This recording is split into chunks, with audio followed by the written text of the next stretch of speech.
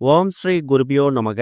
ஓம் ஸ்ரீ மகா பெரியவா சரணம். வரும் ஜூலை 28ஆம் தேதி திங்கட்கிழமை ஆடிப்பூரம். 2 வளையல்கள் வைத்து இப்ப நாம சொல்லக்கூடிய இந்த ஒரு தீபத்தை உங்க வீட்டோட பூஜை அறையில நீங்க ஏத்துறது மூலயமா பணவரவு பின்னு எடுக்கும், செல்வ நிலை பல மடங்கு உயரும். அது என்ன தீபம், அது எத்தனை மணிக்கு எப்படி ஏத்தணும்னு பார்க்கறதுக்கு முன்னாடி நம்மளோட வீடியோஸை இப்போதான் நீங்க ஃபர்ஸ்ட் டைம் பார்க்குறீங்கன்னா மறக்காம சப்ஸ்கிரைப் பண்ணிக்கோங்க. தொடர்ந்து இது மாதிரி அப்டேட் தெரிஞ்சுக்கிறதுக்கு பக்கத்தில் நோட்டிஃபிகேஷன் பெல்லை கிளிக் பண்ணி ஆல் அப்படிங்கிற செலக்ட் பண்ணிக்கோங்க. இப்போ வளையல் மீது என்ன மாதிரி தீபத்தை ஏற்ற போறோம் அப்படிங்கிற பத்தி தெளிவாக தெரிஞ்சுக்கலாம். ஒரு வருடமும் ஆடி மாதத்துல வரக்கூடிய பூர நட்சத்திர நாள் அம்மனுக்கு வளையகாப்பு நடக்கும். அனைத்து அம்மன் கோவில்கள்லையும் இந்த வளையகாப்பு ரொம்ப வெகு விமர்சையா நடக்குமா. பல பேர் வளையகாப்புல கலந்துக்கிட்டு அம்மனுக்கு வளையல் வாங்கி தருவாங்க. சில பேர் அவங்க வீட்டில் இருக்கக்கூடிய அம்மன் படத்துக்கு வளையகாப்பு செய்து வழிபாடு நடத்துவாங்க. அப்படி வழிபாடு செய்யும் போது இப்ப நாம சொல்லக்கூடிய இந்த தீபத்தை ஏத்தி நீங்க வழிபட்டீங்கன்னா காரிய தடைகள் நீங்கும், உங்க வீட்டுக்குள்ள சுப நிகழ்ச்சிகள் அதிகமாகும். ஆடி மாதத்துல வரக்கூடிய பூரம் நட்சத்திரம் அன்னைக்கு தான் ஆண்டாள் அவதரிச்சதா சொல்லப்படுது. ஆண்டாள் அவதரிச்ச இந்த ஒரு நாள்ல நாம நம்ம வீட்டுல இருக்கக்கூடிய பெண் தெய்வங்கள், குறிப்பா மகமாயி மாரியம்மனுக்கு வளையகாப்பு நிகழ்ச்சி நடத்துறதால பலவிதமான செல்வங்களும் சகல சௌபாக்கியங்களும் உங்களுக்கு கிடைக்கும். முதல்ல இந்த பூரம் நட்சத்திரம் எத்தனை மணிக்கு ஆரம்பித்து எத்தனை மணிக்கு முடியுது அப்படின்னு நீங்க தெரிஞ்சுக்கணும். 27ஆம் தேதி மாலை 6:55 பூரம் நட்சத்திரம் பிறந்துரும். அது 28ஆம் தேதி திங்கட்கிழமை இரவு 8 மணி வரைக்கும் இருக்கு. சூரிய உதயத்தை கணக்கு பண்ணி திங்கட்கிழமை ஜூலை 28ஆம் தேதி தான் ஆடிப்பூரத்தை நம்ம கணக்குல எடுத்துக்கணும். அன்றைக்கு தான் எல்லா விதமான கோவில்கள்லையும் அம்மனுக்கு வளைகாப்பு நிகழ்ச்சி நடக்கும். குறிப்பா இந்த ஆடிப்பூரம் நிகழ்ச்சி அப்படிங்கிறது யாருக்கு ரொம்ப உதவும்னா, வீட்டில் இருக்கக்கூடிய குழந்தைகளுக்கு திருமண வரன் கைகூடி அமையல, திருமணமாகி ரொம்ப வருஷங்களா குழந்தை பாக்கியம் இல்லாம காத்துக்கிட்டு இருக்காங்க, வீட்டுல சுப காரிய தடைகள் இருக்கு, இது மாதிரி எந்த விதமான பிரச்சனை இருந்தாலும் அது எல்லாத்துக்கும் முற்றுப்புள்ளி வைக்கக்கூடிய அற்புதமான வழிபாடு இந்த ஒரு ஆடிப்பூரம் வழிபாடு. வீட்டிலேயே நீங்க அம்மனுக்கு ரொம்ப எளிமையா வளைகாப்பு நிகழ்ச்சி நடத்தலாம். சின்னதா ஒரே ஒரு மணப்பலகை எடுத்து அதுல மகமாயி மாரியம்மன் இல்ல அம்பாள் என்ன போட்டோ இருக்கோ அந்த போட்டோவையோ இல்ல அந்த சிலைகளையோ எடுத்து அந்த மணப்பலகை மீது கோலம் போட்டு அம்மனை அதுல அமர வைக்கணும். அதுக்கப்புறமா எந்த விதமான சுப நிகழ்ச்சிகளா இருந்தாலும் செய்யக்கூடிய முதல் காரியம் என்ன தெரியுமா? நலுங்கு வைக்கிறது. திருமணமா இருந்தா கண்டிப்பா நலுங்கு வைப்பாங்க, வளைகாப்பு நிகழ்ச்சியா இருந்தாலும் நலுங்கு வைப்பாங்க. அதே மாதிரி நலுங்கு வைப்பதற்கு தேவையான பொருட்கள் எல்லாத்தையும் சுவாமி படத்துக்கு முன்னாடி அந்த மணப்பலகை முன்னாடி வச்சுட்டு அந்த அம்மனை அந்த அம்பால அது போட்டோவா இருந்தாலும் அதை உருவமா பாவித்து நலுங்கு வைக்கும் போது எப்படி சந்தன குங்குமம் கன்னத்தை தடவி விடுவீங்களோ அதே மாதிரி அந்த அம்மன் போட்டோ சிலைக்கு சந்தன குங்குமத்தால் நலுங்கு வைத்து 12 எண்ணிக்கையில, அதாவது 1 டஜன் வளையலை மாலையா கோர்த்து அம்பாலோட திருவுருவ படத்துக்கோ சிலைக்கோ நீங்க மாலையா போட்டு விடலாம். அதுக்கப்புறம் உங்க வீட்டுல குழந்தை பாக்கியம் இல்லாம திருமணவரன் கை கூடாம காத்துக்கிட்டு இருக்கவங்கள உட்கார வைத்து அவங்களுக்கு சந்தன குங்குமத்தால் நலுங்கு வைத்து அந்த கண்ணாடி வளையல்கள், அதாவது அம்மனுக்கு போட்டிருக்கக்கூடிய அந்த வளையல் மாலை இருக்குல்ல, அதை உங்களோட குழந்தைகளுக்கு குழந்தை பாக்கியம் உண்டாவதுக்காகவும் திருமணவரன் கைகூடி வருவதற்காகவும் அந்த வளையல்ல போட்டு விடுறது ரொம்ப சிறப்பு.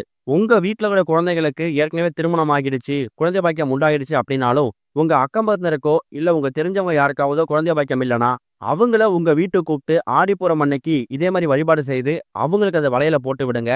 கண்டிப்பா அவங்களுக்கு கூடிய சீக்கிரம் நீங்க செஞ்சிருக்கக்கூடிய பூஜையால ஏதோ ஒரு புண்ணிய பலன்கள் கிடைச்சி குழந்தை பேரு உண்டாகும், திருமண வரன் கைகூடி அமையும். இது எல்லாமே ஒரு வருடமும் ஆடிப்பூரம் அன்னைக்கு நம்ம செய்யக்கூடிய எளிமையான வழிபாட்டு முறைகள், அம்மனுக்கு நடத்தக்கூடிய நலுங்கு வளைகாப்பு.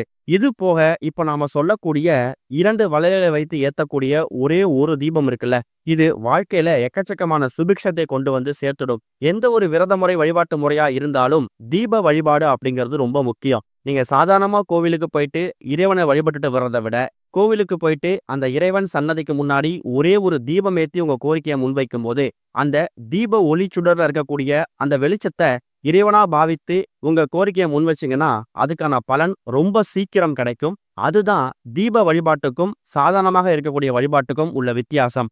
அதுக்கு இந்த ஆடிப்பூரமும் விதிவிலக்கு கிடையாது. ஆடிப்பூரம் அன்னைக்கு இப்ப நாம சொல்லக்கூடிய இந்த ஒரு தீபத்தை உங்க வீட்டோட பூஜை அறையில நீங்க ஏத்தி வைக்கலாம். திங்கட்கிழமை 7:30 ராகு காலம், காலையில 10:12 யமகண்டம். இந்த 2 நேரங்களை தவிர மற்ற நேரத்துல தாராளமா இந்த தீபத்தை ஏற்றி வைக்கலாம். திங்கட்கிழமை அப்படிங்கிறதால நாங்கள் ஆஃபீஸ்க்கு போகணும், வேலைக்கு போகணும், இல்லை வெளியில போகணும், இந்த மாதிரி சமயங்கள் இருக்கும்போது காலையில 6 மணிலேருந்து 7:15 இந்த 1.25 மணி நேரத்துல இந்த தீபத்தை ஏத்திக்கலாம். அதை விட்டீங்கன்னா மாலை 6 மணிக்கு மேல எப்போ வேணாலும் இந்த தீபத்தை ஏத்திக்கோங்க. ஆனா 8 மணிக்குள்ள ஏத்திடணும். 8 மணியோட பூரம் நட்சத்திரம் மாலை முடிஞ்சிடும். இதுக்கு உங்களுக்கு தேவையான பொருள் 2 கண்ணாடி வளையல்கள், அது போக ஒரே ஒரு அகல் விளக்கு, அதுல ஊற்றி தீபம் ஏற்றுவதற்காக கொஞ்சமா நெய். இது மட்டும் இருந்தாலே போதும். இந்த விளக்கு பக்கத்துல நீங்க ஒரே ஒரு மலர் வைக்கிற மாதிரி இருக்கும். அது பூஜைக்கு பயன்படுத்தக்கூடிய எந்த மலரா இருந்தாலும் பரவாயில்ல. ஏற்றக்கூடிய நேரம் என்ன அப்படின்னு சொல்லிட்டோம். ஏற்றக்கூடிய முறை ரொம்ப முக்கியம். மணப்பலகை வைத்தாலும் சரி, இல்லனா ஒரே ஒரு சின்னதா மஞ்சள் நிற சிவப்பு நிற துணி விரித்து வைத்து, அதுல இப்ப நீங்க வீடியோல பார்க்குற மாதிரி 2 வளையல்கள பக்கத்துல அடுக்கி ஒன்றன் மேல் ஒன்று வச்சீங்கன்னா, அந்த 2 வளையலுக்கும் இடையில ஒரு சின்னதா ஒரு இடைவெளி இருக்கும். இப்ப உங்களுக்கு சந்தேகம் இருந்தா நீங்க வீடியோவ பார்த்துக்கலாம். அந்த 2 வளையல்களையும் பக்கத்துல ஒன்றன் மேல் ஒன்று அடுக்கி வச்சீங்கன்னா, 2 வளையல்களும் இணையக்கூடிய இடத்துல சின்னதா ஒரு கேப் இருக்கும். அந்த கேப்புக்கு நடுவுல, அந்த இடைவெளிக்கு நடுவுல எவ்வளவு பெரிய அகல் வைக்க முடியுமோ, அந்த அளவுக்கான ஒரு அகல் வைத்து, திரி போட்டு, நெய் ஊற்றி தீபம் போடுங்க. முடிஞ்சா அந்த தீபத்துக்கு பக்கத்துல ஏதாவது ஒரு மலர், அது செம்பருத்தி மலரோ, செவ்வரளி மலரோ, ஏதாவது ஒரு மலர அந்த தீபத்துக்கு பக்கத்துல வச்சுட்டு, அந்த தீபத்தை எரிய விடுங்க. வளையல் மீது ஏற்றி வைத்திருக்கக்கூடிய அந்த தீபம் எரியக்கூடிய அந்த நேரத்துல என்ன கோரிக்கை வைக்கிறீங்களோ, அது நிச்சயம் கைகூடி வரும். அது பணம் சம்பந்தப்பட்ட, பொருளாதார சம்பந்தப்பட்ட பிரச்சனையா இருக்கலாம். செல்வ நிலை பல்மடங்கு உயரணும். இது மாதிரி என்ன விஷயமா இருந்தாலும் சரி, வளையல் மீது ஏற்றி வைத்திருக்கக்கூடிய அந்த தீபத்தை நோக்கி உங்களோட கோரிக்கையை முன்வைக்கணும்.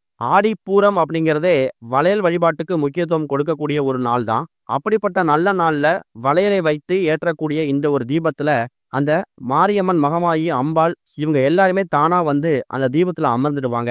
அந்த அளவுக்கு வளையலுக்கு முக்கியத்துவம் கொடுக்கக்கூடிய இந்த நாள்ல ஏற்றக்கூடிய இந்த ஒரு தீபம் நீங்க நினைத்து பார்க்க முடியாத வாழ்க்கையை உங்களுக்கு வாரி வழங்கும். அதை விட முக்கியமானது, அம்மனுக்கு, அம்பாளுக்கு நலுங்கு வைத்து வளையல் மாலை சாற்றி உங்க வீட்டில் இருக்கக்கூடியவங்களுக்கு குழந்தை பாக்கியம் இல்ல, திருமண வரன் கைகூடி அமையல அப்படிங்கிற கோரிக்கைய நீங்க நலுங்கு வைத்து வளையல போட்டு விட்டதுக்கு பிறகு இந்த தீபத்தை ஏற்றி வச்சுட்டு, யாருக்கு குழந்தை பாக்கியம் இல்லையோ, யாருக்கு திருமண வரன் கைகூடி வரலையோ, அவங்கள கூட இந்த தீபத்தை நீங்க ஏற்ற சொல்லலாம். இந்த தீபத்தை ஏற்றி வச்சுட்டு மனசார அவங்கள பிரார்த்தனை பண்ண சொல்லுங்க.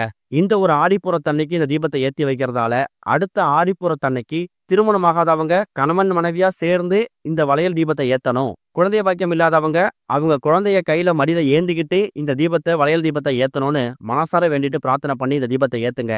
நம்பிக்கையோட செய்யக்கூடிய எந்த விதமான இறை வழிபாடா இருந்தாலும் உங்களுக்கு நிச்சயம் பலன் கிடைக்கும். இதுக்கு நீங்க எப்படி இருந்தாலும் அம்பாளுக்கு நீங்க வளையல் மாலை சாற்றுவதற்காக 1 டஜன் வளையல் வாங்குவீங்க. அது இல்லாம கூடுதலா ஒரு ஜோடி, அதாவது 2 எண்ணிக்கையில வளையல வாங்கி இந்த தீபத்தை நீங்க ஏத்திக்கலாம். அம்பாளுக்கு சாட்டியிருக்கக்கூடிய அந்த வளையல் மாலைய ஒரு வளையலா எடுத்து உங்க அக்கம் பக்தருக்கோ, இல்ல கோவிலுக்கு வரக்கூடிய பக்தர்களுக்கோ கூட நீங்க போய் கொடுத்துக்கலாம். ஆனா இந்த தீபத்துக்கு அடியில வைத்து 2 வளையல வச்சு தீபம் வைத்திருக்கீங்கல்ல, இந்த தீபம் எரிஞ்சு முடிஞ்சதுக்கு அப்புறமா இரவு தூங்க போறதுக்கு முன்னாடியோ இல்ல மறுநாளோ அந்த 2 வளையலை எடுத்து உங்க குடும்பத்திற்குரிய நபர்கள், இல்ல தீபம் ஏற்றக்கூடிய திருமணம் ஆகாதவங்க, இல்ல குழந்தை பாக்கியம் இல்லாதவங்க அவங்களும் போட்டுக்கலாம். குடும்பத்திற்குரிய பெண்கள் யார் வேணாலும் நீங்க போட்டுக்கலாம். இந்த தீபத்துல வைத்து ஏற்றக்கூடிய வளையலை நீங்க மற்றவர்களுக்கு கொடுக்க கூடாது. அதுதான் இந்த வளையல் தீபம் ஏற்றுவதற்கான முக்கியமான வழிபாட்டு முறை. பார்க்கறதுக்கு ரொம்ப எளிமையான விஷயம் மாதிரி தெரியும். வளையல் அப்படிங்கிறது ரொம்ப விலை கம்மி தான். ஏற்றக்கூடிய நேரமும் ரொம்ப கம்மி தான். முயற்சி பண்ணுங்க. கூடிய சீக்கிரம் சுபகாரிய தடைகள் நீங்கி நல்லது நடக்கும். ஓம் ஸ்ரீ குருபியோ நமக. ஓம் ஸ்ரீ மகா பெரியவா சரணம்.